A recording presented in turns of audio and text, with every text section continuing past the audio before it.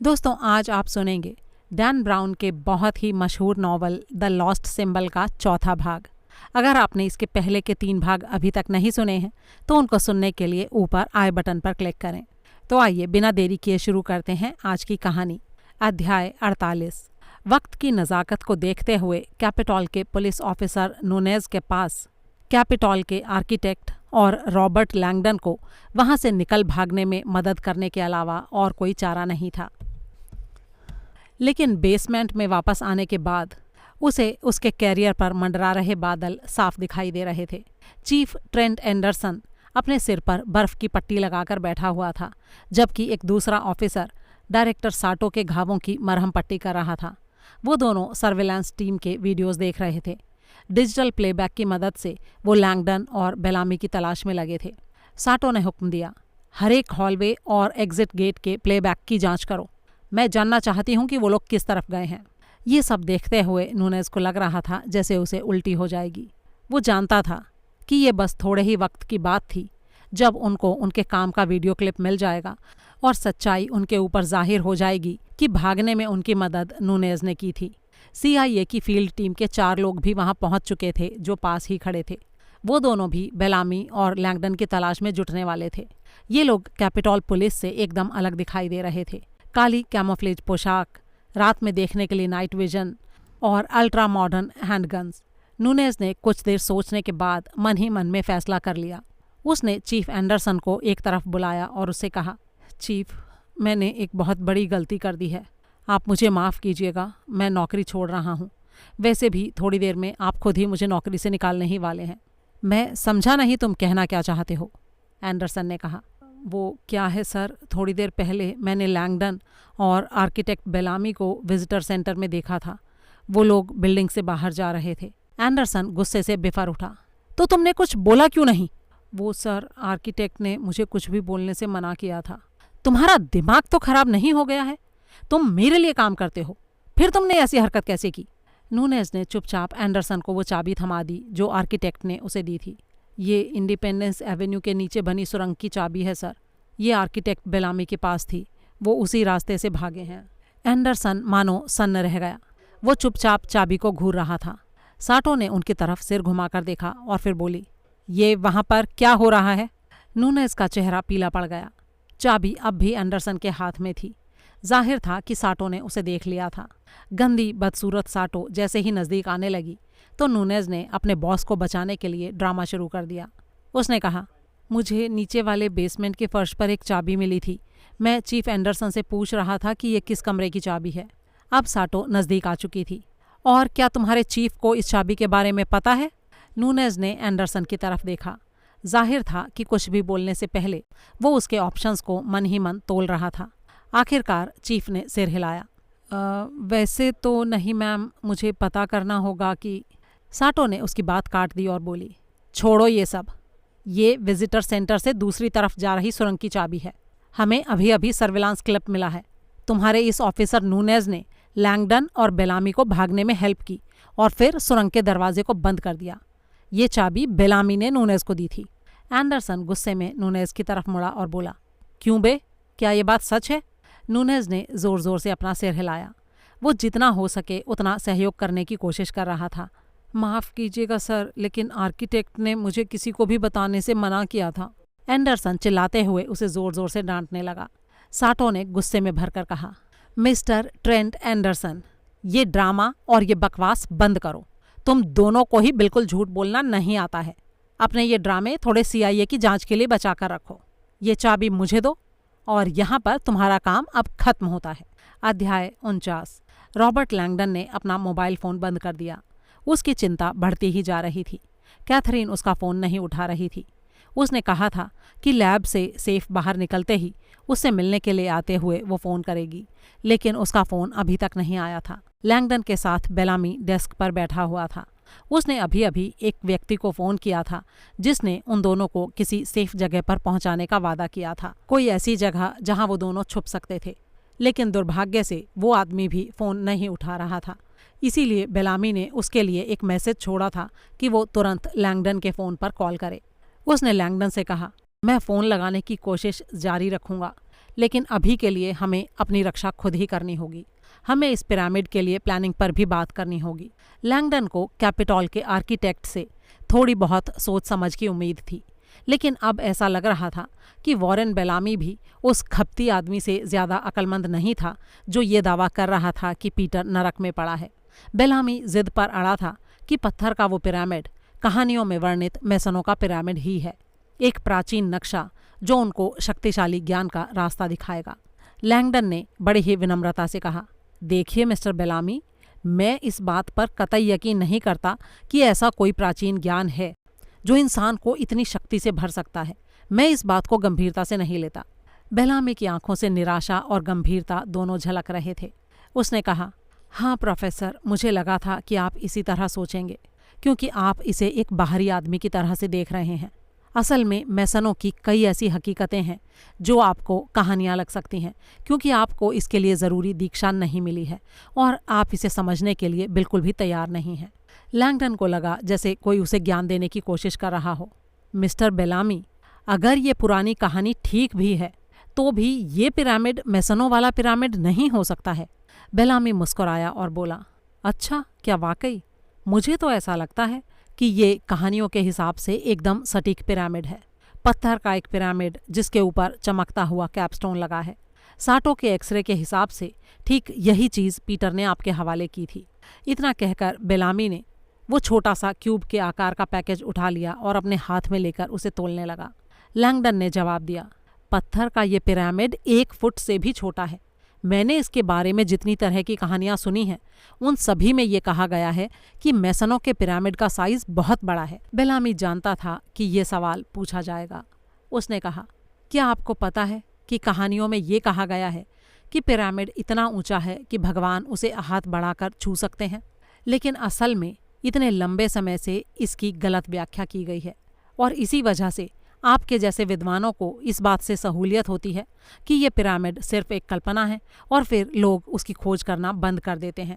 लेकिन एक बात सोचिए प्रोफेसर, क्या आपको ये बात एकदम सटीक नहीं लगती कि पत्थरों का काम करने वाले मैसनों का बनाया नक्शा पत्थर में ही उकेरा जाएगा? इतिहास गवाह है कि हमारे सारे महत्वपूर्ण पड़ावों को पत्थरों में ही उकेरा गया है।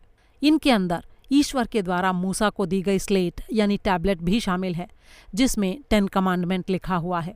मैं आपको बताना चाहता हूँ रॉबर्ट कि असल में मैसनों का पिरामिड एक नक्शा है। दूसरे नक्शों की तरह इसमें भी कुछ क्लूज होते हैं, लेजेंड, जो ये बताते हैं कि उनको कैसे पढ़ा जा सकता है। आप देख ही सकते हैं, इस पैकेट में जो कैपस्टोन है वो पिरामिड का लेजेंड है। यही वो चाबी है जो दुनिया की सबसे खूबसूरत और पूर्ण कलाकृति को पढ़ना सिखाती है। ये नक्शा इंसानियत के सबसे कीमती खजाने को छुपाने की जगह को बताता है, यानी the lost wisdom of ages को, सदियों से खोए हुए ज्ञान को। आप मैसनों के जिस विशाल पिरामिड की बात करते हैं वो असल में बस यही है।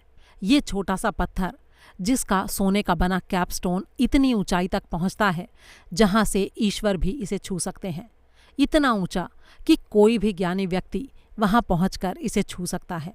कई सेकंड तक दोनों लोगों के बीच चुप्पी छाई रही। पिरामिड की तरफ इस नई रोशनी में देखते हुए लैंगडन को अपने अंदर जैसे एक अजीब सी उत्तेजना का एहसास हो रहा था। उसकी नज़रें दोबारा से मैसनों के साइफर पर पड़ीं। लेकिन ये साइफर तो बहुत ही आसान है, इसे तो कोई भी पढ़ सकता है। बेलामी मुस्कुराया और उसने एक कागज़ और पेंसिल निकालकर लैंगडन को दे दिया। ये लीजिए, अगर ये इतना ही आसान है तो फिर आप हमें इसके बारे में कुछ बताइए। लैंगडन ने बेलामी से पेंसिल ले ली। वो साइफर को पढ़ते हुए पेंसिल से अपनी ठुड्डी खटखटाने लगा। ये साइफर इतना आसान था कि उसे इसके लिए कागज़ पेंसिल की भी ज़रूरत नहीं थी, लेकिन फिर भी वो किसी भी तरह की गलती नहीं करना चाहता था।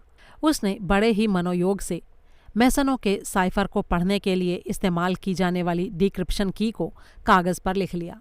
इस की में 4 ग्रेड थे, 2 सीधी लाइनों वाले और 2 डॉट्स वाले। इनके बीच सीधे क्रम में इंग्लिश अल्फ़ाबेट लिखा गया था। अल्फ़ाबेट का हर अक्षर अब एक खास बॉक्स या पेन के अंदर लिखा हुआ था।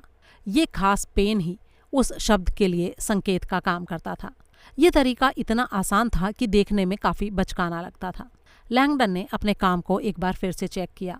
जब उसे भरोसा हो गया कि साइफर को पढ़ने की उसकी की यानी कुंजी ठीक थी, तो फिर उसने अपना ध्यान पिरामिड पर खुदे संकेतों की तरफ लगाया। इसे पढ़ने के लिए उसे सिर्फ कुंजी पर बनी उसी तरह की आकृति को ढूंढना था और फिर उसके भीतर उस अक्षर को लिख देना था। पिरामिड पर लिखा पहला अक्षर नीचे की तरफ दिखा रहा तीर का निशान या शराब पीने के लिए इस्तेमाल की जाने वाली प्याली थी। लैंगडन ने तुरंत कुंजी के अंदर प्याली के आकार वाले संकेत को ढूंढ लिया। ये नीचे की तरफ बाईं तरफ वाले कोने में था, जिस पर एस लिखा हुआ था। लैंगडन ने पहला अक्षर लिखा एस। पिरामिड पर बना दूसरा संकेत बिंदु वाला वर्ग था, यानी डॉटेड स्क्वायर, जिसका दाहिना हिस्सा गायब था। कुंजी में इस आकृति के अंदर ओ लिखा हुआ था। उसने अगला अक्षर लिखा ओ। तीसरा संकेत एक आसान सी स्क्वायर शेप थी, जिसके अंदर ई लिखा था। लैंगडन ने ई को भी लिख लिया। इसी तरह से वो अक्षरों को लिखता रहा। उसके लिखने की गति धीरे धीरे तेज हो रही थी। जल्दी ही उसने ग्रिड को पूरा कर लिया। फिर वो अपने अनुवाद को पढ़ने लगा, लेकिन उसे पढ़ने के बाद उसके चेहरे पर खुशी की जगह उलझन के भाव आ गए। बेलामी के चेहरे पर हल्की सी मुस्कान तैर गई। आप तो जानते ही हैं प्रोफेसर कि प्राचीन रहस्य केवल सच्चे अर्थों में ज्ञानी आदमियों के लिए ही सुरक्षित रखे जाते हैं। लैंगडन ने पेंसिल नीचे रख दी और बोला, शायद आप ठीक कह रहे हैं, और इसी बात से ये जाहिर हो जाता है कि मैं इसके लायक नहीं हूँ। अध्याय 50। Langley, Virginia. CIA हेडक्वार्टर के भीतरी तहखाने में मैसनों के साइफर के वही 16 निशान हाई डेफिनेशन कंप्यूटर स्क्रीन पर चमक रहे थे। सीनियर एनालिस्ट नोला वहां अकेली बैठी हुई उस तस्वीर को देख रही थी, जो उसकी बॉस डायरेक्टर एनवे साटो ने उसे 10 मिनट पहले ईमेल की थी। उसने फ़ोन को अपने कंधों पर रखते हुए साटो के फ़ोन का जवाब देते हुए कहा, जी डायरेक्टर, पत्थर पर ये जो संकेत खुदे हैं ये बेशक मैसनों के साइफर से ही ताल्लुक़ रखते हैं, लेकिन उसके क्लियर टेक्स्ट का कोई मतलब नहीं निकल रहा। ये इधर उधर से जमा किए हुए अक्षरों का बस एक जाल सा लगता है। ये अक्षर हैं SOEUATUNCSASVUNJ। साटो ने उधर से जोर देते हुए कहा, लेकिन इसका ज़रूर कोई ना कोई मतलब तो होगा, ये बेमतलब नहीं हो सकता। तुम कुछ और सोच कर देखो। मैम, ये मैट्रिक्स जो है ये ग्रिड बेस्ड है। मैं इसमें आमतौर पर इस्तेमाल होने वाली टेक्निक्स का इस्तेमाल कर सकती हूँ, जैसे वेनियर, ग्रिल्स, ट्रेलिसेस वगैरह। लेकिन अगर ये वन टाइम पैड है तो मैं पक्के तौर पर नहीं कह सकती कि मैं इसे समझ पाऊंगी या नहीं। अच्छा ठीक है, तुम जो भी कर सकती हो जल्दी करो नोला। और एक्सरे का क्या हुआ? जी मैम, उस तस्वीर में घनत्व के बारे में किया गया एनालिसिस एकदम ठीक था। वो जो चीज़ है उसका घनत्व है 19.3 ग्राम प्रति घन सेंटीमीटर। ये शुद्ध सोने का बना हुआ है, बहुत ही कीमती। और हाँ, हमारे एनालिसिस में हमें सोने के पिरामिड की सतह पर कुछ छोटी छोटी एनग्रेविंग्स भी मिली। ऐसा लगता है कि सोने के अंदर कुछ अक्षर खुदे हुए हैं। ओह, ये तो अच्छा है। क्या लिखा है उसमें? साटो ने पूछा। ये मैं अभी नहीं बता सकती मैम, ये खुदाई बहुत ही हल्की है। मैं फ़िल्टर का इस्तेमाल करके उसे उभारने की कोशिश कर रही हूँ, लेकिन एक्सरे का रेजोल्यूशन उतना अच्छा नहीं है। जैसे ही कुछ पता लगेगा मैं तुरंत आपको फ़ोन करूँगी। ठीक है, और एक बात का ध्यान रखना नोला, पिछले 24 घंटों में तुम्हें मिली दूसरी जानकारियों की ही तरह पत्थर के पिरामिड और सोने के कैपस्टोन के बारे में जो भी जानकारी तुम्हें मालूम है वो सुरक्षा की नज़र से बहुत ही कॉन्फिडेंशियल है। इसके बारे में तुम किसी से बातें नहीं कर सकती हो। तुम सीधे मुझे रिपोर्ट करोगी। ये बात मैं बिल्कुल क्लियर तुम्हें बता देना चाहती हूँ। जी ठीक है मैम, ठीक है, मुझे जानकारी देती रहना। और फिर साटो ने फ़ोन बंद कर दिया। नोला ने अपनी आंखें रगड़ते हुए फिर से कंप्यूटर स्क्रीन को देखना शुरू कर दिया। वो पिछले 36 घंटों से सोई नहीं थी और वो जानती थी कि जब तक इस मुसीबत का समाधान नहीं हो जाता उसे सोने का मौका नहीं मिलने वाला था। दूसरी तरफ कैपिटॉल के विजिटर्स सेंटर के अंदर काली पोशाक पहने CIA के 4 अधिकारी सुरंग के मेन गेट पर खड़े थे। वो बेचैन होकर शिकार के लिए तैयार कुत्तों की तरह शाफ्ट के नीम अंधेरे में झांक रहे थे। फ़ोन पर बात खत्म करके साटो उनके नज़दीक आई। जेंटलमैन, इस मिशन के पर्पज़ को आप अच्छी तरह से समझ रहे हैं ना? चारों में से मेन एजेंट ने जवाब दिया। जी मैम, हमारे 2 टारगेट हैं। पहला, पत्थर वाला पिरामिड जिसके ऊपर खुदाई करके कुछ लिखा गया है और जिसकी ऊंचाई करीब 1 फुट है। और दूसरा है छोटे साइज़ का एक क्यूब पैकेज जो करीब 2 इंच का है। इन दोनों ही चीज़ों को आखिरी बार रॉबर्ट लैंगडन के कंधे पर लटकने वाले बैग में देखा गया था। साटो ने कहा, बिल्कुल ठीक। इन दोनों चीज़ों को एकदम सेफ्टी के साथ और जल्दी से जल्दी हासिल करना है। कोई शक? ताकत का इस्तेमाल करने के बारे में कोई निर्देश मैम? साटो ने दांत भींचते हुए कहा। जैसा कि मैंने कहा, सबसे इम्पॉर्टेंट बात है इन दोनों चीज़ों को सुरक्षित बरामद करना, और उसके लिए जो भी करना पड़े करो। जी समझ गया। चारों लोग मुड़े और अंधेरी सुरंग में घुस गए। साटो ने सिगरेट सुलगा ली और उन चारों को गायब होते देखने लगी। अध्याय 51। कैथरीन सोलोमन हमेशा सावधानी से गाड़ी चलाती थी, लेकिन आज वो अपनी वॉल्वो को 90 से भी तेज स्पीड पर चला रही थी। उसने अपने कांपते हुए पांवों को करीब 1 मील तक एक्सेलेटर पर दबाए रखा, तब कहीं जाकर उसका डर कम होना शुरू हुआ। अब उसे समझ में आने लगा कि उसके कांपने के पीछे सिर्फ डर ही एक कारण नहीं था, वो ठंड से भी जम रही थी।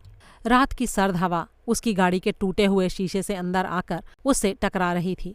उसने पैरों में स्टॉकिंग्स पहन रखी थीं, लेकिन उसके पैर सुन्न हो चुके थे। उसने नीचे झुककर जूतों की दूसरी जोड़ी खोजने की कोशिश की जो वो पैसेंजर सीट के नीचे रखती थी। ऐसा करते हुए उसे अपनी गर्दन पर बने घाव में तेज दर्द का अनुभव हुआ। जिस आदमी ने खिड़की तोड़कर उसके ऊपर हमला किया था, उसकी शक्ल सुनहरे बालों वाले आदमी से कतई नहीं मिलती थी, जिसे कैथरीन डॉक्टर क्रिस्टोफर एबेडन के नाम से जानती थी। टूटी हुई खिड़की के शीशे की दूसरी तरफ से कैथरीन को उसकी आवाज़ फिर से सुनाई दी। मुझे तुम्हें बरसों पहले मार देना चाहिए था, उसी रात जब मैंने तुम्हारी माँ की हत्या की थी। कैथरीन कांपने लगी। बेशक ये वही आदमी था। उसकी आंखों में दिखाई दे रही शैतानी हिंसा को वो आज तक भूल नहीं पाई थी, ना ही अपने भाई के द्वारा चलाई गई उस एकमात्र गोली की आवाज़ को भूल पाई थी जिसने उस शैतान का काम तमाम कर दिया था जब वो ऊंचे छज्जे से नीचे जमी हुई नदी में जाकर गिर गया था।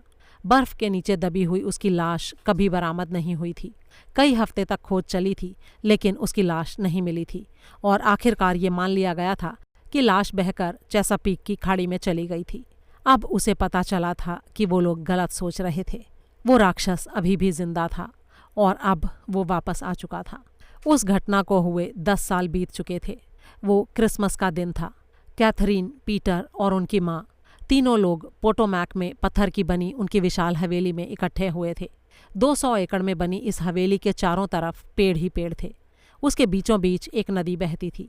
रिवाज के अनुसार उनकी माँ रसोई घर में बड़े ही मन से काम कर रही थी। छुट्टियों के रिवाज के हिसाब से वो अपने दोनों बच्चों के लिए खाना बना रही थी। 75 साल की उम्र में भी इसाबेल सोलोमन बड़े ही जोश के साथ खाना बनाती थी। आज की रात हिरण के भुने हुए मांस, शलजम के सालन और लहसुन डालकर बनाए गए आलू के भुर्ते की खुशबू पूरे घर में फैली हुई थी। इधर उनकी माँ दावत के इंतजाम में लगी थी, तो दूसरी तरफ कैथरीन और उसका भाई कंजर्वेटरी में बैठकर कैथरीन के ताज़ा आकर्षण यानी नोएटिक साइंस के बारे में बातें कर रहे थे। कैथरीन उसके पीछे जैसे पागल सी हो गई थी। ये फिजिक्स और फिलॉसफी का मिलन था। कैथरीन ने पीटर को उन एक्सपेरिमेंट्स के बारे में बताया जिनके बारे में वो कल्पना कर रही थी। उसे अपने भाई की आंखों में हैरानी का भाव नजर आ रहा था। कैथरीन को खास करके इस बात से खुशी हो रही थी कि इस बार क्रिसमस के दौरान उसने अपने भाई को सोचने के लिए कोई पॉजिटिव टॉपिक दिया था, क्योंकि उनके लिए अक्सर छुट्टियों के दिन एक बहुत ही भयानक ट्रेजेडी की याद दिलाने वाले दिन होते थे। पीटर के बेटे का नाम जैकरी था। ये जैकरी के 18वें जन्मदिन के पहले की बात थी। कैथरीन अपनी माँ और भाई के साथ बैठी थी। वे लोग बात कर रहे थे कि क्या जैकरी को उसकी विरासत तब तक ना सौंपी जाए जब तक वो थोड़ा और भी मैच्योर ना हो जाए। सोलोमनों की विरासत एक सदियों पुरानी पारिवारिक परंपरा थी।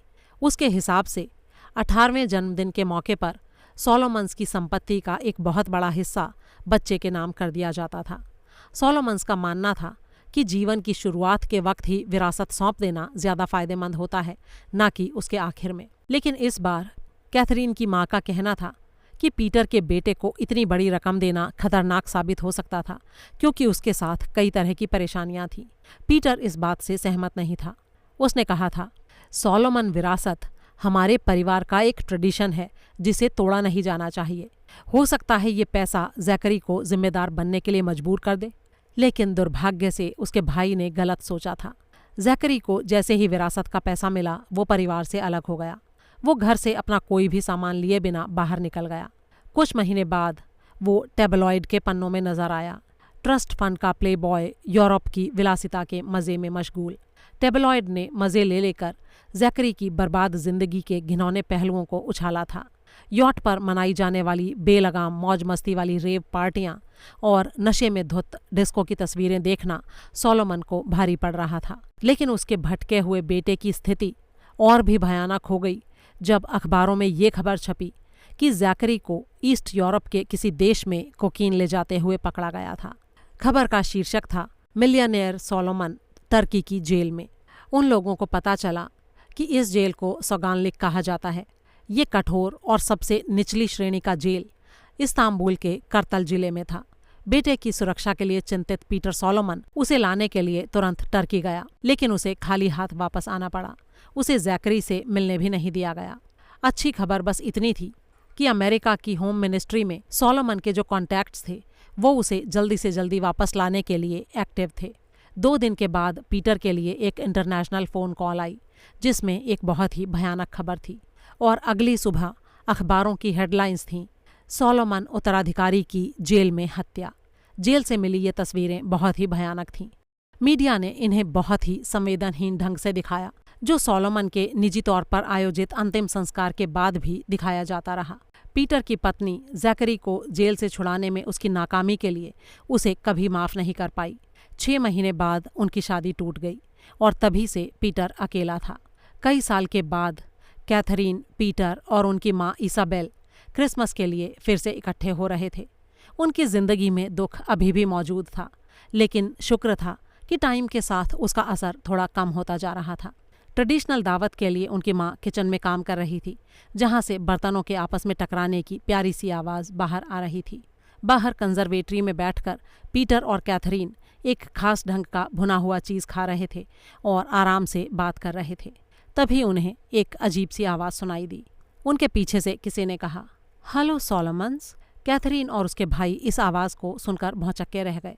जब वो पीछे मुड़े तो उन्हें एक गठीला और विशाल कदकाठी वाला इंसान दिखाई दिया जो कंजर्वेटरी में घुस रहा था। उसने काले रंग के स्की मास्क से अपना चेहरा ढक रखा था। उसके सिर्फ आंखें नजर आ रही थीं, जिनमें एक अजीब सी हिंसक चमक थी। पीटर तुरंत खड़ा हो गया। कौन हो तुम? अंदर कैसे आए? उस आदमी ने किसी जंगली जानवर की तरह हंसते हुए कहा, मैं तुम्हारे बेटे जैकरी को जानता हूँ जो जेल में था। मैंने उसका सिर कुचलकर उसे मार डाला था और उसके ठीक पहले उसने मुझे इस चाबी की जगह बताई थी। उस आदमी ने एक पुरानी सी चाबी उनको दिखाई। पीटर का मुंह खुला का खुला रह गया। उस आदमी ने पिस्तौल निकालकर पीटर की छाती पर तान दी। बैठ जाओ चुपचाप। पीटर धम से अपनी कुर्सी पर बैठ गया। फिर वो आदमी कमरे में इधर उधर टहलने लगा। कैथरीन अपनी जगह पर बुद्ध की तरह बैठी थी।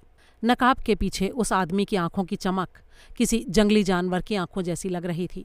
पीटर ने कुछ ऊंचे स्वर में ऐसे कहा जैसे वो किचन में अपनी माँ को सावधान कर रहा हो, सुनो, तुम जो भी हो, तुम्हें जो भी चाहिए वो ले लो और यहाँ से बाहर निकल जाओ। उस आदमी ने बंदूक पीटर की छाती से सटा दी। तुम्हें क्या लगता है मुझे क्या चाहिए? तुम्हें कितना पैसा चाहिए बस ये बताओ। घर में इस वक्त मेरे पास पैसे नहीं हैं, लेकिन मैं जल्दी ही इंतजाम करके तुम्हें दे दूंगा। वो शैतान जोर से हंसा। मेरी बेइज्जती मत करो। मैं यहाँ पैसे के लिए नहीं आया हूँ। मैं जैकरी के जन्म से मिले दूसरे अधिकार को लेने आया हूँ। उसने मुझे पिरामिड के बारे में सब कुछ बता दिया है। कैथरीन के मन में एक अजीब सा डर समा गया। पिरामिड? कौन सा पिरामिड? लेकिन उसके भाई पर कोई असर नहीं हो रहा था। उसने कहा, मेरी समझ में नहीं आ रहा है कि तुम किस चीज़ के बारे में बात कर रहे हो। घुसपैठिया मुड़ा और उसने बंदूक कैथरीन के चेहरे पर तान दी। अच्छा, तुम्हें वाकई समझ में नहीं आ रहा है। अब बताओ जरा। पीटर की आंखों में डर समा गया। देखो, तुम्हें मेरा यकीन करना होगा। मुझे समझ में नहीं आ रहा है कि तुम क्या चाहते हो। मिस्टर पीटर सोलोमन, अगली बार अगर तुमने मुझसे झूठ बोला तो कसम खाकर कहता हूँ कि तुम्हारी इस बहन को तुमसे जुदा कर दूंगा, हमेशा के लिए। और जैसा जैकरी ने मुझे बताया था, तुम्हारी छोटी बहन तुम्हें दुनिया की किसी भी दूसरी चीज से ज्यादा प्यारी है। ये सब क्या हो रहा है? कैथरीन की माँ ने अंदर घुसते हुए कहा। उसके हाथ में पीटर की ब्राउनिंग चिटोरी शॉटगन थी और उसने उसे सीधे घुसपैठिए के सीने पर तान दिया था। घुसपैठिया तेजी से उसकी तरफ मुड़ा, लेकिन 75 साल की उस हिम्मती औरत ने जरा भी टाइम बर्बाद नहीं किया। तड़ातड़ गोलियां दाग दी। घुसपैठिया लड़खड़ाकर पीछे हो गया। वो बिना सोचे समझे अपनी बंदूक से चारों तरफ गोलियां चलाने लगा। खिड़की का शीशा टूटकर गिर गया और वो शीशे के दरवाजे को तोड़ता हुआ धड़ाम से नीचे गिर गया। उसके हाथ से पिस्तौल भी नीचे गिर गई। पीटर तुरंत हरकत में आ गया और उसने उछलकर पिस्तौल अपने कब्जे में कर ली। कैथरीन नीचे गिर चुकी थी।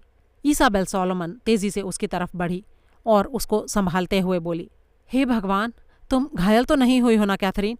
कैथरीन ने ना में सिर हिलाया। वो सदमे से जैसे गूंगी सी हो गई थी। नकाब पोश आदमी अब टूटे हुए दरवाजे से छलांग लगाकर बाहर पेड़ों के बीच से भाग रहा था। दौड़ते हुए उसने हाथ से अपनी बगल को दबा रखा था। पीटर ने पीछे मुड़कर चेक किया कि उसकी माँ और बहन सुरक्षित थे। फिर वो घुसपैठिए के पीछे दौड़ लिया। कैथरीन की माँ ने उसके कांपते हुए हाथ को अपने हाथ में लेकर कहा, भगवान का लाख लाख शुक्र है कि तुम ठीक हो। लेकिन अचानक ही उसकी माँ चौंक पड़ी। तुम्हारे शरीर से खून बह रहा है कैथरीन, तुम घायल हो। कैथरीन ने भी खून देखा। वाकई काफी खून बह चुका था और वो पूरी तरह खून से तरबतर थी। लेकिन हैरानी की बात थी कि उसे जरा भी दर्द नहीं हो रहा था। कैथरीन की माँ उसके शरीर पर गोली का निशान ढूंढने लगी। तुम्हें किस जगह पर दर्द हो रहा है? मुझे तो कुछ भी दर्द नहीं हो रहा है माँ, पता नहीं। और तभी कैथरीन को पता चला कि वो खून कहाँ से बह रहा था। वो डर से ठंडी पड़ गई। उसने अपनी माँ के मलमल के सफ़ेद ब्लाउज की तरफ उंगली से इशारा किया, जहाँ से तेजी से खून बह रहा था। वहाँ पर एक छोटा सा छेद दिखाई दे रहा था। उसकी माँ ने कैथरीन की उंगली की दिशा में नज़र डाली। पहले तो वो समझ नहीं पाई कि क्या हो रहा है। फिर उसने पलकें झपकाईं और वो पीछे हट गई। ऐसा लगा जैसे उसे अभी अभी दर्द का एहसास शुरू हुआ हो। उसने फुसफुसाकर कहा, कैथरीन, जल्दी एम्बुलेंस को बुलाओ। उसकी आवाज़ अभी भी काफ़ी कंट्रोल में थी, लेकिन अब लग रहा था कि 75 साल की उम्र का असर दिखाई देने लगा था। कैथरीन तेज़ी से हॉल में गई और उसने मदद के लिए कॉल किया। वापस आकर उसने देखा कि उसकी माँ निढाल पड़ी थी और उसके चारों तरफ खून बिखरा था। उसने झुककर अपनी माँ को अपनी बाहों में भर लिया। कैथरीन को इस बात का बिल्कुल अंदाज़ा नहीं था कि उसने पेड़ों के बीच से कितनी देर बाद बंदूक की आवाज़ सुनी। आखिरकार कंजर्वेटरी का दरवाज़ा धड़ाम से खुला और उसका भाई पीटर अंदर घुसा। उसकी आंखों में अभी भी जंगलीपन दिखाई दे रहा था। बंदूक उसके हाथ में थी। जब उसने कैथरीन को सुबकते हुए और अपनी माँ के निर्जीव शरीर को उसकी गोद में लिए देखा तो दुख से उसका चेहरा विकृत हो गया और कंजर्वेटरी में उस समय जो चीख गूंजी उसे कैथरीन सोलोमन कभी भुला नहीं पाई। अध्याय 52। मलाख इमारत की बाहरी दीवार के साथ तेजी से दौड़ता हुआ पॉड 5 के खुले हुए बे डोर की तरफ जा रहा था। दौड़ते हुए उसे टैटू की हुई मांसपेशियों की हलचल का अनुभव हो रहा था। उसने कैथरीन के बच निकल भागने का अनुमान नहीं लगाया था। इससे थोड़ी मुश्किलें पैदा हो गई थीं। कैथरीन को अब मलाख की असलियत का पता चल चुका था और वो उसके घर को भी देख चुकी थी। उसे ये भी पता चल चुका था कि 10 साल पहले उसी ने कैथरीन के घर पर धावा बोला था। उस रात को तो मलाख भी अभी तक नहीं भूला था। वो पिरामिड हासिल करने से बस कुछ ही इंच की दूरी पर था, लेकिन किस्मत ने उसके रास्ते में रोड़े अटका दिए थे। उस समय तक वो पूरी तरह से तैयार नहीं था, लेकिन अब वो तैयार था, पहले से ज़्यादा शक्तिशाली, ज़्यादा प्रभावशाली। वापस आने के लिए उसने न जाने कितनी तकलीफ़ें झेली थी और आज की रात आखिरकार वो अपने भाग्य को हासिल करने के लिए पूरी तरह से तैयार था। उसे भरोसा था कि रात गुजरने से पहले वो मरती हुई कैथरीन की आंखों में झांक रहा होगा। बे डोर पर पहुंचकर वो ये पक्का करना चाहता था कि कैथरीन वहां से भाग नहीं पाई थी। वो खुले हुए हिस्से से चुपचाप अंदर दाखिल हुआ और बड़े ही कॉन्फिडेंस के साथ अंधेरे में आगे बढ़ता रहा जब तक उसने पैरों के नीचे कालीन का अनुभव नहीं किया। फिर वो दाईं तरफ मुड़ा और क्यूब की तरफ बढ़ गया। पॉड 5 के दरवाजे को पीटने की आवाज़ अब बंद हो चुकी थी। मलाख को लगा कि अब गार्ड उस सिक्के को हटाने की कोशिश कर रहा था जो उसने की पैनल को नाकामयाब बनाने के लिए उसमें घुसा दिया था। वो क्यूब के अंदर जाने वाले दरवाजे के पास पहुंचा और उसने बाहरी कीपैड को ढूंढकर उसमें ट्रिश का की कार्ड डाल दिया। पैनल चमक उठा। उसने ट्रिश का पिन डाला और अंदर घुस गया। वहाँ की लाइटें अभी भी जल रही थीं। सामने रखे यंत्रों की चमचमाती कतार से वो हैरान रह गया। मलाख को टेक्नोलॉजी की पावर का पता था। अपने घर के बेसमेंट में उसने ऐसे ही कुछ एक्सपेरिमेंट्स किए थे जिनका फ़ायदा उसे पिछली रात मिला था। पीटर सोलोमन को छुपाने की खास जगह ने उसके सारे रहस्यों के ऊपर से पर्दा हटा दिया था। मलाख को कुछ ऐसे रहस्यों की जानकारी मिली थी जिनका उसे पहले से अनुमान था। कुछ ऐसे भी थे जिनके बारे में उसने सोचा भी नहीं था, जैसे कि कैथरीन की लैब की जानकारी और उसकी चौंकाने वाली खोजें। उस लैब में किए जा रहे कैथरीन के एक्सपेरिमेंट से मॉडर्न साइंस पुराने फिलॉसफी के सवालों के जवाब देने में सक्षम हो रहा था। क्या हमारी प्रार्थनाएं सुनने वाला वाकई में कोई है? क्या मौत के बाद भी जीवन होता है? क्या इंसानों के भीतर आत्मा होती है? बिल्कुल भी यकीन नहीं होता था कि कैथरीन ने इन सारे असंभव से दिखने वाले सवालों के जवाब ढूंढ लिए थे, और वो भी वैज्ञानिक तरीके से। उसके द्वारा इस्तेमाल किए गए तरीकों पर कोई भी सवाल नहीं उठाया जा सकता था। उसके एक्सपेरिमेंट से मिले नतीजों पर शक्की से शक्की आदमी को भी यकीन करना पड़ता।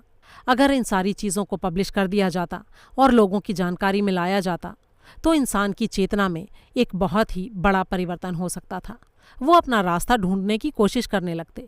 लेकिन इस बदलाव के होने से पहले ही आज की रात मलाख इसे होने से रोकना चाहता था। लैब से गुजरते हुए मलाख ने डेटा रूम को देखा, जिसके बारे में पीटर ने उसे बताया था। मोटी शीशे की दीवार के बीच से होलोग्राफिक स्टोरेज यूनिट को देखते हुए मलाख ने ट्रिश के की कार्ड को दरवाजे के सिक्योरिटी पैनल में डाल दिया। उसे हैरानी हुई कि पैनल की लाइट नहीं जली। ऐसा लग रहा था कि इस कमरे में घुसने के लिए ट्रिश को ज़रूरी भरोसा हासिल नहीं हो पाया था। फिर उसने कैथरीन के लैब कोट की जेब में रखे हुए की कार्ड को बाहर निकाला। जैसे ही उसने उसे पैनल में घुसाया, उसकी लाइट जल गई, लेकिन उसके पास कैथरीन का पिन नहीं था। उसने ट्रिश का पिन डालकर दरवाज़ा खोलने की कोशिश की, लेकिन सफल नहीं हुआ।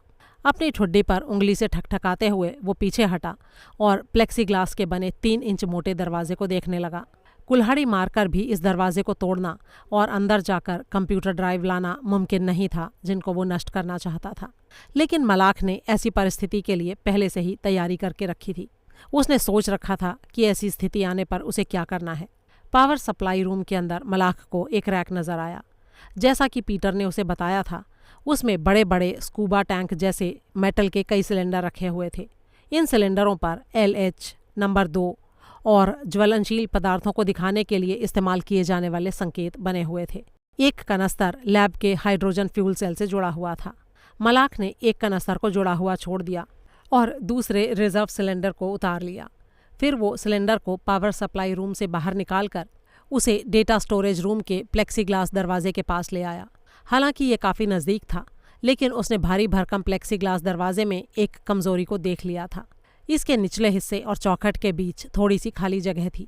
उसने दहलीज पर बड़ी सावधानी से कनस्तर को रख दिया और उसके लचीले रबर ट्यूब को दरवाजे के नीचे घुसा दिया।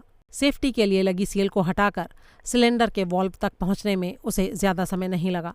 बड़ी ही नफासत से ये सब करने के बाद उसने वॉल्व को खोल दिया। अब प्लेक्सीग्लास के दूसरी तरफ स्टोरेज रूम के अंदर ट्यूब से निकलकर साफ बुलबुलेदार तरल पदार्थ फर्श पर फैलने लगा। उसके अंदर बुलबुले बन रहे थे और उसमें से भाप निकल रही थी। हाइड्रोजन सिर्फ ठंडी अवस्था में लिक्विड फॉर्म में रहता है, गर्म होते ही ये खौलने लगता है। और अच्छी बात ये थी कि इससे निकलने वाली गैस लिक्विड की तुलना में और भी ज़्यादा ज्वलनशील होती है। मलाख अब तेज़ी से लैब में गया। वहाँ से वो पायरेक्स जग में रखे बंसन बर्नर के फ्यूल को लेकर बाहर आ गया। फ्यूल के जग को उठाकर उसने काफ़ी अच्छी क्वांटिटी में उसे हाइड्रोजन के कनस्तर, ट्यूब और दरवाजे तथा फर्श के बीच खाली जगह में डाल दिया। फिर वो बड़ी ही सावधानी से लैब से बाहर निकलने लगा। बाहर निकलते हुए उसने फर्श पर तेल की धार छोड़ दी जो कहीं से भी टूटी हुई नहीं थी।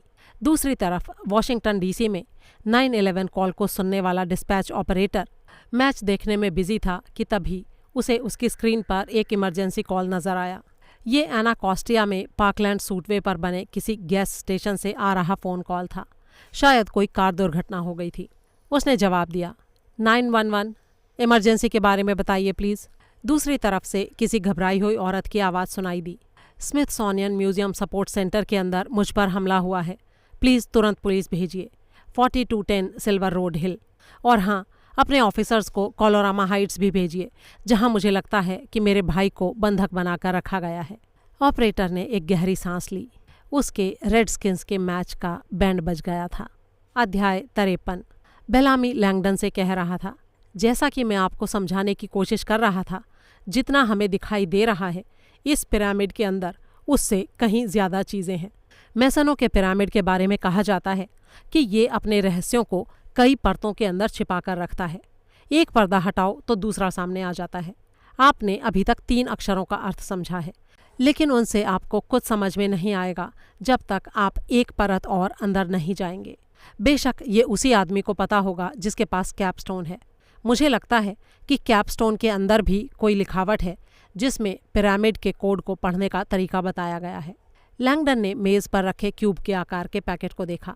बेलामी ने अभी जो बताया था उससे लैंगडन को समझ में आ गया कि कैपस्टोन और पिरामिड असल में सेगमेंटेड साइफर्स थे, यानी कि एक ऐसा साइफर जो टुकड़ों में बटा हुआ था। वैसे तो इस सिस्टम का आविष्कार पुराने यूनान में हुआ था, लेकिन ये आज भी इस्तेमाल में आता था। यूनानी लोग जब किसी गुप्त सूचना को कहीं रखना चाहते थे तो वो इसे मिट्टी के एक टैबलेट पर लिख लेते थे और फिर उसके टुकड़े टुकड़े कर डालते थे। हर टुकड़े को एक अलग जगह पर रखा जाता था। इन टुकड़ों को एक जगह पर इकट्ठा करने के बाद ही उसे पढ़ना संभव होता था। मिट्टी के टैबलेट पर लिखे इन शब्दों को सिम्बोलॉन कहा जाता था। आधुनिक शब्द सिंबल की जड़ें भी इसी में ही थीं। बेलामी ने आगे कहा, रॉबर्ट, सुरक्षा की दृष्टि से इस पिरामिड और कैपस्टोन को कई पीढ़ियों से अलग अलग रखा गया है, लेकिन आज की रात बड़े ही खतरनाक ढंग से ये दोनों एक साथ आ गए हैं। मुझे यकीन है कि मुझे ये कहने की ज़रूरत नहीं है, लेकिन हमारा ये कर्तव्य है कि इस पिरामिड को पूरा होने से रोकें। अध्याय 54। एसएमसीसी की बाहरी चारदीवारी के चारों तरफ बने बजरी वाले रास्ते पर सुरक्षाकर्मी दौड़ता हुआ जा रहा था।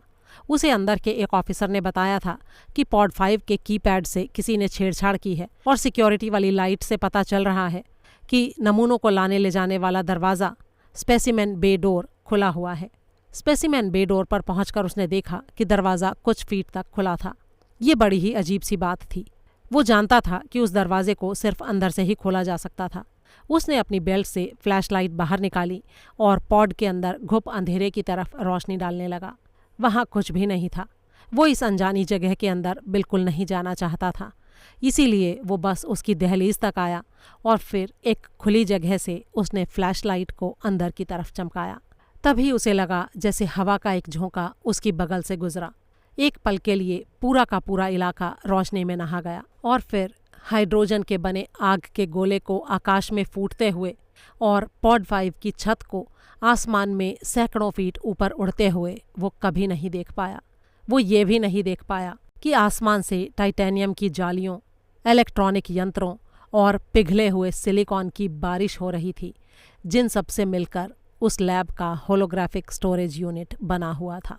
कार के रियर व्यू मिरर में जब कैथरीन सोलोमन ने आग की अचानक उठी लपटों को देखा, उस टाइम वो उत्तर की दिशा में ड्राइव कर रही थी। रात के अंधेरे में ऐसी गहरी गड़गड़ाहट की आवाज़ें सुनकर उसे थोड़ी हैरानी हुई।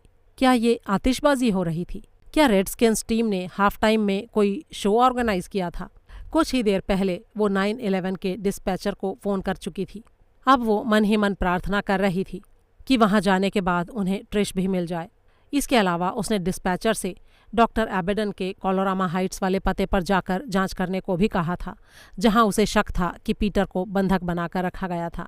लेकिन दुर्भाग्य से कैथरीन को रॉबर्ट लैंगडन का मोबाइल नंबर नहीं मिल पाया था, क्योंकि ये वहां की टेलीफोन डायरेक्टरी में नहीं था। अब उसके पास कोई चारा नहीं था। वो तेज़ी से लाइब्रेरी ऑफ कांग्रेस की तरफ बढ़ रही थी, जहां जाने के बारे में लैंगडन ने उसे कहा था। डॉक्टर एबेडन की सच्ची पहचान की डरावनी खबर ने सब कुछ बदल कर रख दिया था। कैथरीन को समझ में नहीं आ रहा था कि अब वो किस पर भरोसा करे। वो बस इतना जानती थी कि जिस आदमी ने इतने सालों पहले उसकी माँ और भतीजे की हत्या की थी, उसी ने उसके भाई को भी अगवा किया था और वही उसे भी मारने की कोशिश कर रहा था। ये सन की इंसान कौन था, क्या चाहता था, उसे कुछ पता नहीं था। इन सारी बातों का जो एकमात्र जवाब उसे सूझ रहा था, उसका कोई मतलब नहीं था। क्या ये सब पिरामिड के लिए था?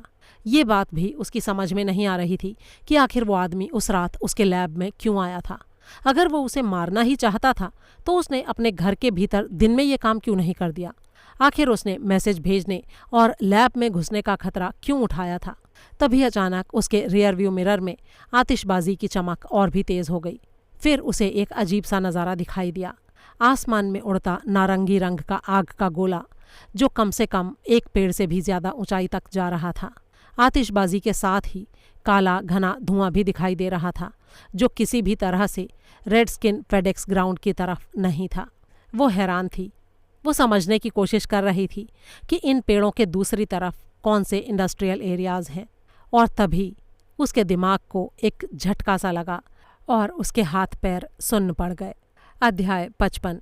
वॉरेन बेलामी काफ़ी बेचैनी से अपने मोबाइल फ़ोन के बटन दबा रहा था। वो फिर से मदद के लिए किसी आदमी से कांटेक्ट करने की कोशिश कर रहा था। लैंगडन बेलामी की तरफ देख रहा था, लेकिन उसका ध्यान पीटर पर ही लगा हुआ था।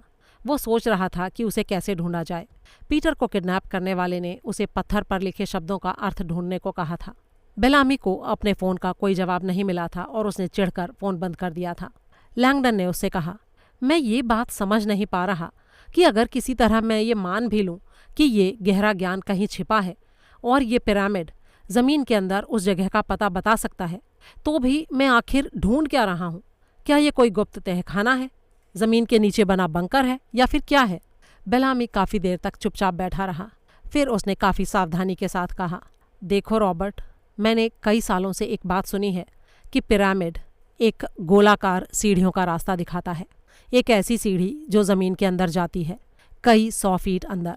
मैंने लोगों के मुंह से सुना है कि ये प्राचीन ज्ञान धरती के भीतर कहीं गड़ा हुआ है। ऐसा भी कहा जाता है कि इस सीढ़ी को एक बहुत बड़ी चट्टान से ढक दिया गया है। लैंगडन ने गहरी सांस ली। उसे अपने कानों पर यकीन नहीं हो रहा था।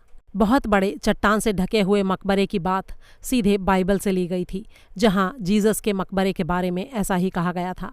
उसने रूखे स्वर में कहा, वॉरेन, क्या आपको लगता है कि ये सीढ़ी सचमुच में कहीं पाई जाती है? देखो रॉबर्ट, मैंने इसे पर्सनल तौर पर कभी नहीं देखा है, लेकिन कुछ पुराने मैसन कसम खाकर ये कहते हैं कि ये एक सच्चाई है। मैं उन्हीं में से किसी को अभी फ़ोन कर रहा था। लैंगडन अभी भी इधर उधर चल रहा था। वो समझ नहीं पा रहा था कि उसे क्या कहना चाहिए। बेलामी ने आगे कहा, जो आदमी यकीन नहीं करना चाहता उससे यकीन करवाने का कोई तरीका मुझे नहीं आता है, लेकिन फिर भी मुझे लगता है कि तुम पीटर सोलोमन के प्रति अपने कर्तव्य को समझोगे।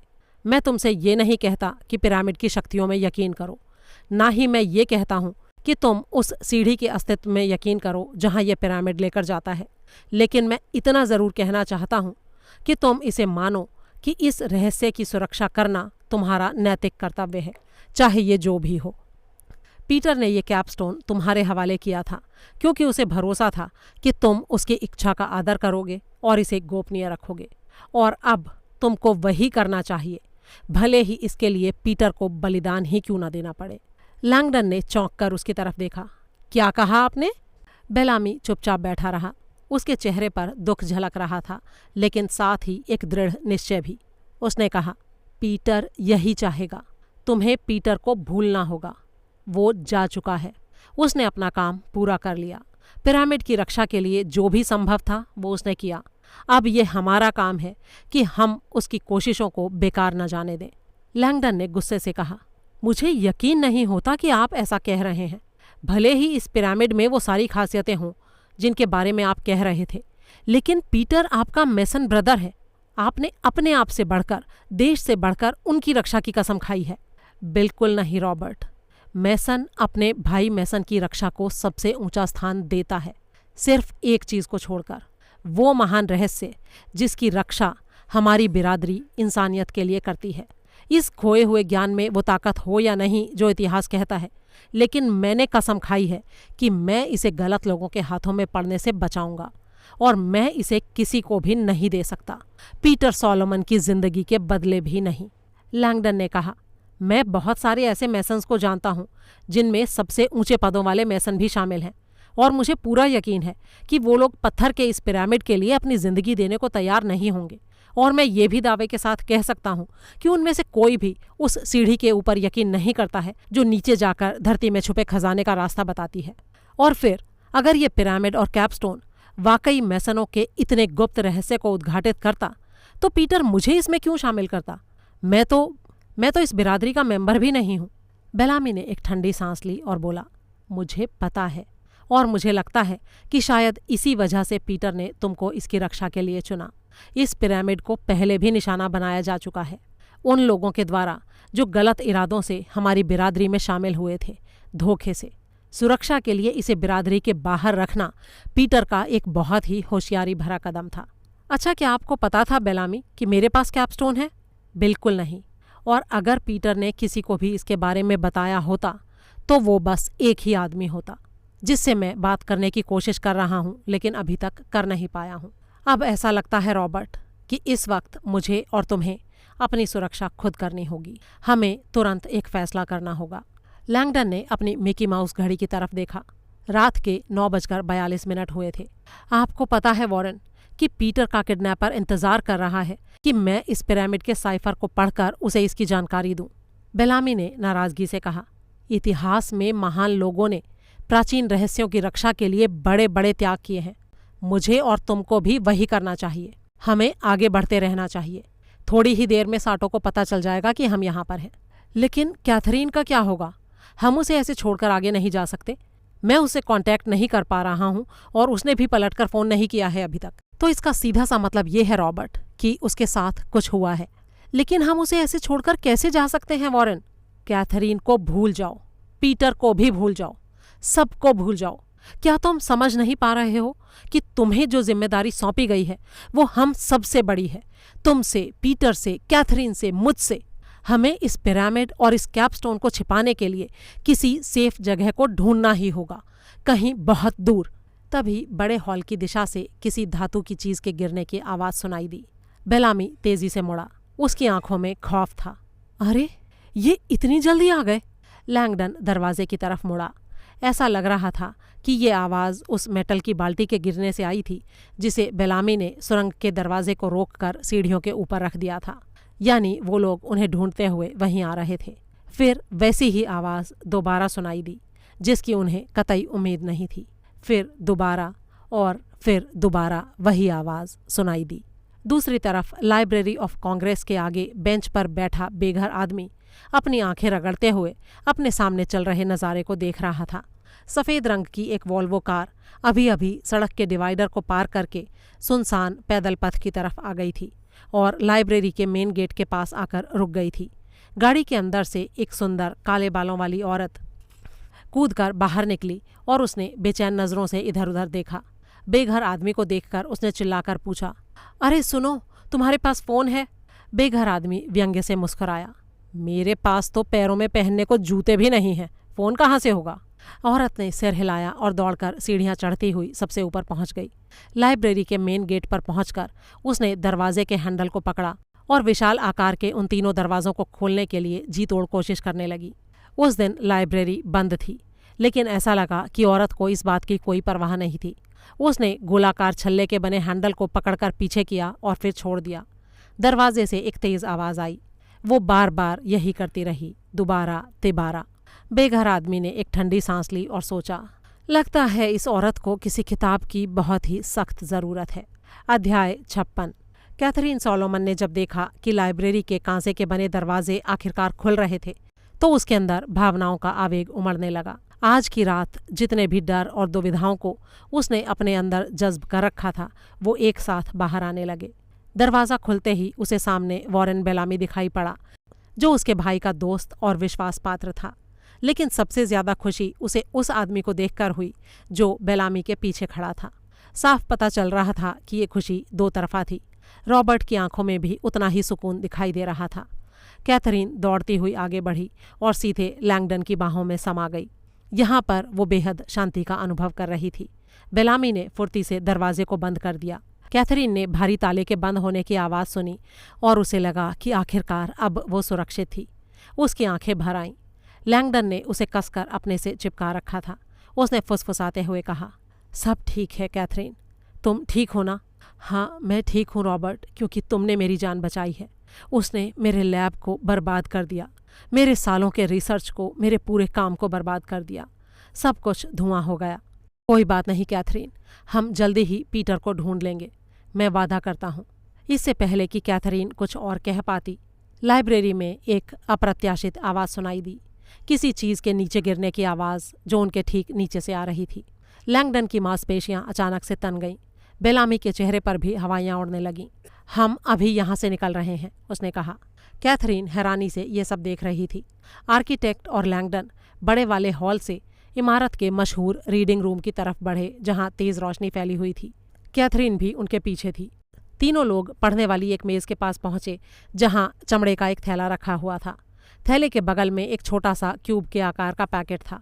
बेलामी ने उसे झटक कर उठाया और थैले के अंदर रख लिया, जहां पर एक पिरामिड रखा था। कैथरीन अचानक चौंक पड़ी। वैसे तो उसने इस पिरामिड को कभी नहीं देखा था, जिस पर कुछ अक्षर खुदे हुए थे, लेकिन उसे पहचानते ही जैसे उसका पूरा शरीर एक झटके में सिकुड़ गया। वो अपने अंदर उसकी सच्चाई को समझती थी। कैथरीन सोलोमन आज उसी चीज़ के आमने सामने थी जिसने उसकी पूरी जिंदगी को इतना नुकसान पहुंचाया था। बेलामी ने बैग का जिप बंद करके उसे लैंगडन को थमा दिया। इसे अपनी नज़रों से दूर मत जाने देना रॉबर्ट। तभी कमरे के बाहरी दरवाजे पर एक तेज़ धमाके की आवाज़ आई और इसके बाद टूटे हुए शीशों की झंझनाहट। बेलामी तेज़ी से मुड़ा। वो उनको लेकर सेंट्रल सर्कुलेशन डेस्क की तरफ जा रहा था। वहां पर 8 पलकों वाली एक बड़ी सी अलमारी के चारों तरफ 8 काउंटर बने हुए थे।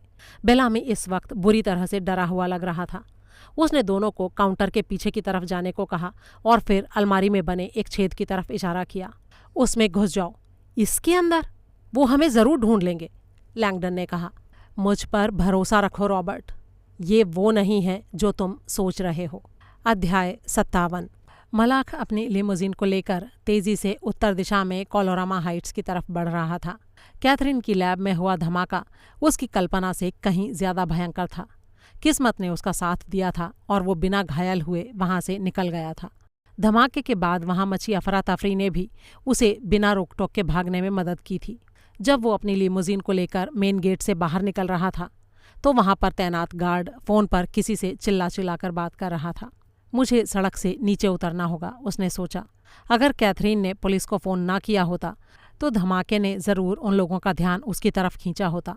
बिना कपड़ों के लिमोजिन चलाते किसी आदमी पर किसी की भी नज़र ना पड़ती, ऐसा होना संभव नहीं था। सालों साल की तैयारी के बाद भी मलाक को यकीन नहीं हो रहा था कि वो रात आज उसके सामने थी। इस पल का सफ़र बहुत ही लंबा और मुश्किल रहा था।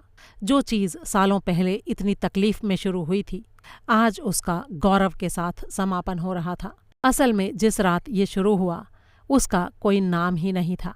वो बस कैदी नंबर 37 था। इस्तांबुल के बाहर बने यातना के लिए बदनाम सौगानलिक जेल में दूसरे कैदियों की तरह वो भी नशीली दवाओं के आरोप में बंद था। अपने सीमेंट के सेल के बंक पर अंधेरे में भूखा ठंड से ठिठुरता लेटा हुआ वो सोच रहा था कि पता नहीं उसे कब तक वहां रहना पड़ेगा।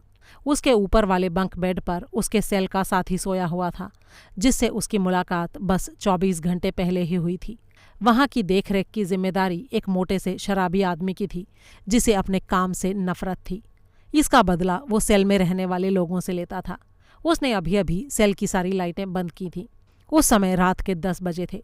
कैदी नंबर 37 को वेंटिलेटर से होकर किसी की बातचीत सुनाई दे रही थी। पहली आवाज़ तो साफ तौर पर जेलर की ही थी, पतली और झगड़ालू। उसकी आवाज़ से पता चल रहा था कि इतनी रात को किसी विजिटर के द्वारा जगाए जाने से वो कतई खुश नहीं था। वो कह रहा था, हाँ हाँ ठीक है, आप बहुत दूर से आए हैं, लेकिन पहले महीने में किसी को मिलने की इजाज़त नहीं मिलती है। ये सरकारी कानून है, इसमें कोई छूट नहीं मिल सकती। क्या मेरा बेटा सेफ है? पूछने वाले की आवाज़ बहुत ही कोमल और दर्द से भरी थी। नशेड़ी है तुम्हारा बेटा। क्या उसकी देखभाल ठीक से की जा रही है? हाँ, और वैसे भी ये कोई होटल नहीं है, जेल है। थोड़ी देर के लिए दर्द भरी चुप्पी छा गई। फिर वही आवाज़ सुनाई दी, आपको पता होगा कि बहुत ही जल्दी अमेरिकन स्टेट डिपार्टमेंट उसको अमेरिका वापस भेजने के लिए आग्रह करने वाला है। हाँ तो क्या, वो हमेशा ऐसा ही करते हैं। इसे वापस भेज दिया जाएगा, लेकिन कागजी कार्रवाई में कुछ हफ्ते का समय लग सकता है, शायद 1 महीने का भी। डिपेंड करता है। किस चीज़ पर डिपेंड करता है? देखिए मिस्टर, हमारे यहाँ काम करने वालों की कमी है। कभी कभी आपके जैसे लोग जिनको यहाँ से कोई काम होता है, वो जेल के स्टाफ को कुछ ले देकर काम को जल्दी करवाने की कोशिश करते हैं। अब देखिए मिस्टर सोलोमन, आपके जैसे इंसान के लिए हमेशा ऑप्शंस मौजूद होते हैं। आप जैसे लोगों के लिए भला पैसा क्या मायने रखता है? मैं बहुत सारे सरकारी लोगों को जानता हूँ। अगर आप मेरे साथ मिलकर काम करते हैं तो हो सकता है कि हम आपके बेटे को आज ही बाहर निकाल पाएं और उसके सारे आरोप भी वापस ले लिए जाएंगे। उसे वापस जाकर केस भी नहीं लड़ना पड़ेगा। सोलोमन ने छूटते ही जवाब दिया, आपकी सलाह के कानूनी पहलुओं को अगर छोड़ भी दें तो मैं अपने बेटे को ये नहीं सिखाना चाहता कि पैसे से हर मुश्किल को हल किया जा सकता है, या कि ज़िंदगी में रिस्पॉन्सिबिलिटी नाम की कोई चीज़ नहीं होती, खास करके इस तरह के गंभीर मसलों में। हैं तो आपका मतलब है आप इतने अमीर आदमी होकर भी अपने बेटे को यहाँ नरक में छोड़ना चाहते हैं? मैं उससे तुरंत बात करना चाहता हूँ, अभी। ओ भाई, मैंने पहले बोला ना, हमारे कुछ कायदे कानून हैं। आप अपने बेटे से अभी नहीं मिल सकते। हाँ, अगर आप उसे तुरंत रिहा करवाने के लिए सौदा करना चाहते हैं तो फिर बात अलग है। कुछ देर तक एक ठंडी चुप्पी पसरी रही। अमेरिकन स्टेट डिपार्टमेंट आपसे कांटेक्ट करेगा। प्लीज़ मेरे बेटे को सेफ रखिएगा। मैं उम्मीद करता हूँ कि 1 हफ्ते के अंदर ही वो वापस अमेरिका जाने वाले जहाज़ में बैठा होगा। Good night. और फिर दरवाज़ा बंद हो गया। कैदी नंबर 37 को अपने कानों पर यकीन नहीं हो रहा था। ये कैसा बाप था जो अपने बेटे को ज्ञान देने के लिए इस नरक में छोड़ना चाहता था? पीटर सोलोमन ने जैकरी को आरोपों से मुक्त करने के प्रस्ताव को भी ठुकरा दिया था। और उसी रात अपनी बंक में लेटे हुए कैदी नंबर 37 को समझ में आया कि वो अपने आप को कैसे छुड़ा सकता है। अगर जेल से छूटने के लिए सिर्फ पैसों की ही ज़रूरत होती है तो फिर उसे जेल से छूटने से कोई नहीं रोक सकता था। पीटर सोलोमन भले ही पैसे खर्च ना करना चाहता हो, लेकिन जो कोई भी टैब्लॉइड अखबार पढ़ता है उसे पता है कि जैकरी के पास भी पैसे की कोई कमी नहीं है। अगले ही दिन कैदी नंबर 37 ने जेलर से चुपचाप बात की और उसे अपना प्लान बताया। एक बहुत ही दुस्साहसी अनूठा प्लान जो उनको उनकी मनचाही चीज़ हासिल करवा सकता था। कैदी नंबर 37 ने कहा, इस योजना की सफलता के लिए जैकरी को मरना होगा, लेकिन हम दोनों तुरंत गायब हो सकते हैं। आप चुपचाप एक ग्रीक आइलैंड पर जा सकते हैं। आपको यहाँ कभी वापस आने की ज़रूरत ही नहीं पड़ेगी। थोड़ी देर बात करने के बाद दोनों ने हाथ मिलाया। 2 दिन के बाद स्टेट डिपार्टमेंट ने सोलोमन परिवार को ये भयानक खबर दी। जेल से मिली तस्वीरों में दिखाया गया था कि उसके बेटे का बुरी तरह से कुचला हुआ मुर्दा शरीर उसके सेल के फर्श पर पड़ा हुआ था। उसके सिर पर लोहे की सलाखों से हमला किया गया था। शरीर के बाकी हिस्सों पर इतनी चोटें थीं और वो इस तरह से अकड़ा हुआ था कि उसको देखकर यकीन नहीं होता था। ऐसा लगता था कि उसे काफ़ी टॉर्चर करने के बाद मारा गया था। इस पूरे कांड के लिए जेलर को ही मुख्य अभियुक्त माना जा रहा था, जो मारे गए लड़के का सारा पैसा लेकर कहीं गायब हो गया था। जैकरी ने अपने पैसे को एक प्राइवेट गुप्त बैंक खाते में ट्रांसफ़र करने के कागज़ों पर साइन किए थे। उसकी मौत के तुरंत बाद उसका अकाउंट खाली कर दिया गया था और इस बात का कोई पता नहीं चल पाया था कि पैसा आखिर कहाँ गया था। पीटर सोलोमन तुरंत एक प्राइवेट जेट लेकर टर्की गया और अपने बेटे की लाश को लेकर वापस आया, जिसे सोलोमन परिवार के कब्रिस्तान में दफना दिया गया। जेलर का कभी कोई अता पता नहीं चला। कैदी नंबर 37 को पता था कि उसका पता चलने की कोई संभावना भी नहीं थी। टर्की के उस आदमी का गोल-मटोल शरीर अब मारमारा सी की तलहटी में आराम कर रहा था, जहां पर नीले रंग के केकड़े उसकी लाश को खा रहे थे। जैकरी सोलोमन की विशाल संपत्ति एक गुप्त अकाउंट में चली गई थी, जिसका पता लगाना संभव नहीं था। और कैदी नंबर 37 एक बार फिर से आज़ाद था, आज़ाद भी और अकूत संपत्ति का मालिक भी। ग्रीक आइलैंड किसी स्वर्ग से कम नहीं था। वहाँ धूप थी, वहाँ पानी था और वहाँ औरतें थीं। पैसे से क्या नहीं खरीदा जा सकता था। नई पहचान, नए पासपोर्ट, नई उम्मीदें। उसने अपने लिए एक ग्रीक नाम चुन लिया था, एंड्रोस दारियोस। जेल के भीतर बिताई अंधेरी रातों ने उसे बहुत डराया था। एंड्रोस ने कसम खाई कि अब वो जिंदगी में कभी जेल वापस नहीं जाएगा। उसने अपने बाल मुंडवा लिए और नशीली दवाइयों की आदत भी पूरी तरह छोड़ दी। उसने एक बिल्कुल नई जिंदगी शुरू की। अब वो ऐसे सुखों का मज़ा ले रहा था जो उसने पहले कभी नहीं लिए थे। हेरोइन के नशे की जगह उसे झक नीले एजियन समुद्र में अकेले नौकाखोरी करने में बराबर का मज़ा आने लगा था। रसीले खास ढंग के बने कबाब को सीख से सीधे निकालकर खाना उसे एक्सटेसी जैसा मज़ा देता था। माइकोनॉस की तीखी ढलान वाली पहाड़ियों पर गुजरते हुए नीचे घाटियों में दिखाई देने वाला झाग उसे हेरोइन का मज़ा देता था। उसका जैसे एक नया जन्म हो गया था। उसने साइरोस आइलैंड पर अपने लिए एक विला खरीद लिया और खास लोगों के लिए बने पॉसिडोनिया शहर के एक बहुत ही पॉश इलाके में बस गया। ये समुदाय सिर्फ धनी लोगों की जमात नहीं थी, बल्कि यहाँ के लोग कल्चरली और एजुकेशनली भी बहुत ही हाई लेवल पर थे। उसके पड़ोसी अपने शरीर और दिमाग दोनों पर गर्व करते थे, जो कि छूत की तरह प्रभावित करने वाला एक भाव था। बहुत जल्दी वहाँ का ये नया मेहमान भी समुद्र के किनारे जॉगिंग करने लगा और अपने पिलपिले पड़े शरीर को धूप में सेकने लगा। किताबें भी पढ़ने लगा। एंड्रोस ने होमर की ओडिसी पढ़ डाली। कांसे के बने शक्तिशाली लोगों द्वारा इस आइलैंड पर किए जाने वाले युद्ध की कहानी ने उसके मन पर गहरा असर डाला। अगले ही दिन उसने वेट लिफ्टिंग शुरू कर दी। उसे हैरानी हुई कि कितनी जल्दी उसकी छाती और बाहें चौड़ी होने लगीं। धीरे धीरे उसे लगने लगा कि औरतें अब उसे ताकने लगी थीं। औरतों से मिलने वाली तारीफ का एक अलग ही नशा था। वो और भी ताकतवर बनने की कोशिश करने लगा और उसे कामयाबी भी मिली। उसने जमकर स्टेरॉइड्स का इस्तेमाल किया। ग्रोथ हार्मोन्स के सेवन के साथ न जाने कितने समय तक वो वेट लिफ्टिंग करता रहा और धीरे धीरे एंड्रॉस ने अपने आप को एक ऐसे रूप में बदल लिया जिसकी उसने कभी कल्पना भी नहीं की थी। मर्द के रूप में एक मिसाल दी जाने वाली काया। उसकी हाइट भी बढ़ गई और उसकी मसल्स भी। अब हर कोई उसकी तरफ ईर्ष्या भरी नजरों से देखता था। जैसे कि उसे डॉक्टरों ने पहले चेतावनी दी थी, ज्यादा स्टीरॉइड्स का इस्तेमाल करने से उसके शरीर में ही नहीं, आवाज में भी बदलाव आ गया था। उसकी आवाज अब थोड़ी डरावनी सी हो गई थी। इससे वो खुद को और भी रहस्यमयी महसूस करने लगा था। अपने इस नए शरीर और नई संपत्ति के कारण औरतें उसकी तरफ आकर्षित होने लगीं और खुद ब खुद उसके पास आने लगीं। धीरे धीरे कुछ समय बीता और उसके साथ ही एंड्रॉस को इन सब चीज़ों में मज़ा आना कम हो गया। आइलैंड के बेहतरीन खाने में अब वो स्वाद नहीं रहा। किताबों में भी अब उसे उतना मज़ा नहीं आता था। वो अभी 20 से 30 साल के बीच की ही उम्र में था, लेकिन उसे लगने लगा था कि वो बूढ़ा हो गया है। उसने अपने शरीर को तराश कर मास्टरपीस बना लिया था, खुद को शिक्षित भी कर लिया था और अपने दिमाग को भी पहले से कहीं ज्यादा समृद्ध कर लिया था। लेकिन फिर भी हैरानी की बात थी कि उसे वैसा ही अकेलापन महसूस होने लगा था जैसा कि टर्की के जेल खाने में होता था। उसे किस चीज़ की कमी थी वो समझ नहीं पा रहा था और इस बात का जवाब उसे कई महीनों के बाद मिला। एक दिन वो अपने विला में अकेला बैठा था। रात के वक्त यूं ही इधर उधर चैनल बदल रहा था। तभी उसे फ्रीमेसन्स के रहस्यों के बारे में एक प्रोग्राम दिखाई दिया। ये प्रोग्राम ज़्यादा अच्छे ढंग से नहीं बनाया गया था।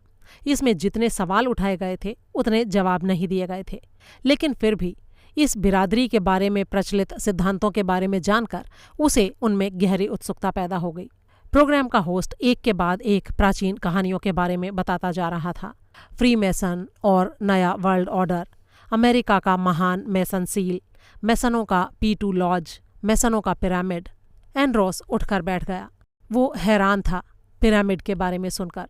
होस्ट ने पत्थर के बने रहस्यमयी पिरामिड की कहानियां गिनानी शुरू की, जिसके ऊपर खुदे हुए साइफर खोया हुआ ज्ञान और असीम शक्ति की चाबी दे सकते थे।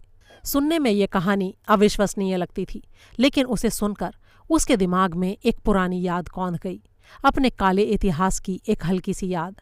एंड्रॉस को याद आया कि ज़ैकरी सोलोमन ने अपने पिता से किसी रहस्यमय पिरामिड के बारे में क्या सुना था।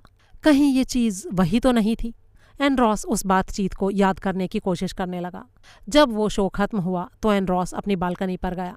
वो ताज़ी हवा से अपने दिमाग को ठंडा करना चाहता था।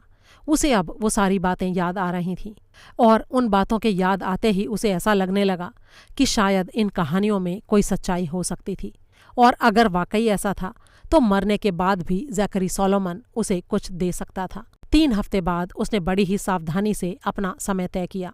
अब वो सोलोमन की पोटोमैक वाली हवेली की बर्फीली हवा में कंजर्वेटरी के बाहर खड़ा था। शीशे के अंदर से वो पीटर सोलोमन को अपनी बहन कैथरीन के साथ हंसते देख रहा था। ऐसा लगता था कि वे लोग बड़ी ही आसानी से ज़ैकरी को भूल गए थे। अपने चेहरे पर स्की मास्क लगाने से पहले उसने कोकीन सुरका। काफ़ी दिनों के बाद पहली बार उसे अपनी उसी पुरानी निडरता का अनुभव हुआ। उसने एक गन निकाली और पुरानी चाबी का इस्तेमाल कर दरवाज़ा खोलकर अंदर घुस गया। हेलो सोलोमन्स, उसने कहा, लेकिन दुर्भाग्य से ये रात उसके प्लान के हिसाब से नहीं गुजरी। वो जिस पिरामिड के लिए वहाँ आया था उसके बदले उसे चिड़ियों को मारने वाली बंदूक की गोली का सामना करना पड़ा, जिसके बाद वो बर्फ से भरे लॉन को पार करके घने जंगलों की तरफ भागा था। पीटर सोलोमन उसका पीछा कर रहा था और उसके हाथ में पिस्तौल थी। एंड्रॉस तेजी से जंगल में घुस गया और गहरी घाटी के किनारे बने रास्ते पर दौड़ने लगा। काफी नीचे सर्दियों की हवा को चीरती हुई झरने की तेज आवाज गूंज रही थी। पेड़ों के एक झुंड को पार करके वो कोने की तरफ गया और बाईं ओर मुड़ गया। कुछ ही सेकंड बाद वो बर्फीले ढलान पर नीचे फिसल रहा था। उसकी जान बाल बाल बची थी। कुछ ही फीट आगे रास्ता खत्म हो रहा था और सीधी ढलान नीचे बह रही बर्फीली नदी के अंदर जा रही थी। रास्ते के बगल में पड़ी बड़ी सी चट्टान पर किसी बच्चे की राइटिंग में लिखा था, जैक की पुलिया। गहरी घाटी की दूसरी तरफ रास्ता आगे जा रहा था, तो फिर ये पुलिया कहाँ थी? कोकीन का असर अब खत्म हो चुका था। वो फंस चुका था और बुरी तरह से घबरा भी रहा था। वो मुड़कर उसी रास्ते से ऊपर जाने लगा, लेकिन सामने ही पीटर सोलोमन खड़ा था। उसकी सांस फूल रही थी और उसके हाथ में पिस्तौल थी। एंड्रॉस एक कदम पीछे हट गया। उसके पीछे कम से कम 50 फुट गहरी खाई थी जो सीधी बर्फीली नदी में जाती थी। सोलोमन ने हाँफते हुए कहा, जैक की पुलिया काफी पहले ही सड़ गल चुकी है। सिर्फ वही था जो इतनी दूरी तक आता था। तुमने मेरे बेटे की जान क्यों ली आखिर? एंड्रॉस ने जवाब दिया, हाँ, वो था क्या? नशेड़ी। मैंने तो उसके ऊपर दया की। तो वही दया अगर मैं तुम्हारे ऊपर करूं तो? आखिर क्यों मार डाला तुमने मेरे बेटे को? एंड्रॉस ने गुस्से में जवाब दिया, मैंने तुम्हारे बेटे को नहीं मारा, तुमने अपने बेटे की हत्या खुद की है। भला ऐसा भी कोई इंसान होता है जो अपने बेटे को जेल में सड़ने छोड़कर आ जाए, जबकि उसे निकालना संभव हो? तुम्हारे बेटे का कत्ल तुमने किया है, मैंने नहीं। तुम कुछ नहीं जानते, कुछ भी नहीं। पीटर सोलोमन और भी नजदीक आ गया। अब वो सिर्फ 5 फीट की दूरी पर था। एंड्रॉस के सीने में जलन हो रही थी और वो जानता था कि उसके शरीर से तेजी से खून बह रहा है। वो अपने पेट पर रिश्ते खून की गर्मी को अनुभव कर रहा था। सोलोमन की तरफ मुड़कर उसने कहा, तुम जितना सोचते हो मैं तुम्हारे बारे में उससे कहीं ज्यादा जानता हूँ। मैं जानता हूँ कि तुम किसी की हत्या नहीं कर सकते। सोलोमन अब और भी नजदीक आ गया। उसका निशाना एंड्रॉस की छाती पर था। एंड्रॉस ने कहा, मैं तुम्हें फिर से चेतावनी दे रहा हूँ, अगर तुमने पिस्तौल चलाई तो मैं हमेशा के लिए तुम्हें डराता रहूंगा। तुम अब भी वही कर रहे हो। इतना कहकर सोलोमन ने गोली चला दी। कोलोरामा हाइट्स की तरफ अपनी लिमोजिन को भगाते हुए वो आदमी, जो अब खुद को मलाख कहता था, उस दिन की घटनाओं के बारे में सोच रहा था जब उस बर्फीली घाटी में वो चमत्कारिक ढंग से जिंदा बच गया था। उसी दिन वो हमेशा के लिए बदल चुका था। पिस्तौल की वो आवाज़ तो बस एक पल के लिए सुनाई दी थी, लेकिन उसका असर सालों तक गूंजता रहा था। कभी उसका सुंदर रहा शरीर और धूप में टैन की हुई चमड़ी उस रात की घटना के बाद खरोंचों से भर गई थी।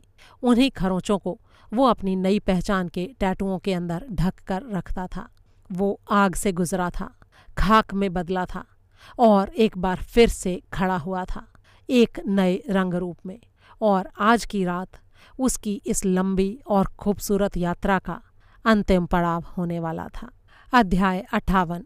स्पेशल फोर्सेज ने खास करके बंद दरवाज़ों को कम से कम नुकसान पहुंचाने के लिए इस खास विस्फोटक को बनाया था। ये कागज जैसी पतली परत में लिपटा हुआ एक विस्फोटक था जिसे दरवाजे की चौखट के बीच घुसा दिया जाता था, और लाइब्रेरी के रीडिंग रूम वाले मामले में इस विस्फोटक ने बिल्कुल सही और बढ़िया काम किया था। ऑपरेशन लीडर एजेंट सिम्किंस दरवाज़ों के मलबे को पार करके 8 किनारों वाले उस विशाल कमरे को देख रहा था, लेकिन उसे किसी तरह की हलचल वहां नजर नहीं आई। उन्होंने सारी लाइटें बंद कर दी और चारों एजेंटों ने अपने नाइट विजन बाहर निकालकर उन्हें अपनी आंखों पर पहन लिया। रीडिंग रूम अब उनके चश्मों के भीतर चमकदार हरे रंग में दमक रहा था, लेकिन अंधेरे में कोई भी व्यक्ति कूदकर बाहर नहीं निकला। भगोड़े शायद निहत्थे थे, लेकिन फील्ड टीम हथियार तानकर अंदर घुसी। अंधेरे में उनके हथियारों से लेजर की 4 खतरनाक किरणें बाहर निकल रही थीं। वो लोग चारों तरफ लेजर की रोशनी घुमा घुमा कर देख रहे थे, लेकिन तब भी कहीं कोई हरकत या कोई मूवमेंट नहीं था। एजेंट सिम्किंस ने हाथ ऊपर उठाकर अपने लोगों को इशारा किया। वो लोग बिना आवाज़ किए चारों तरफ फैल गए। बीच वाले गलियारे से आगे बढ़कर सिम्किंस ने बड़ी ही सावधानी से अपने चश्मे के अंदर एक स्विच को दबाया।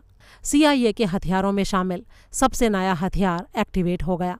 थर्मल इमेजिंग का वैसे तो कई सालों से इस्तेमाल हो रहा था, लेकिन फिलहाल इसमें कुछ नई चीज़ें जुड़ी थीं, जैसे कि उनका आकार बहुत छोटा कर देना, यानी मिनिएचराइजेशन, डिफरेंशियल सेंसिटिविटी और ड्यूअल सोर्स इंटीग्रेशन। इन सारी चीज़ों के कारण थर्मल इमेजिंग इंस्ट्रूमेंट्स टेम्परेचर में अंतर को भांपने में अब इतने सेंसिटिव हो चुके थे कि वो न केवल किसी व्यक्ति के स्थान को बता सकते थे, बल्कि ये भी बता सकते थे कि कुछ देर पहले वो कहाँ थे। आज की रात भी इन यंत्रों ने अपने महत्व को साबित किया था। एजेंट सिम्किंस को एक रीडिंग डेस्क के ऊपर थर्मल सिग्नेचर दिखाई दिया। उसके चश्मे के अंदर लकड़ी की दोनों कुर्सियां चमक रही थीं।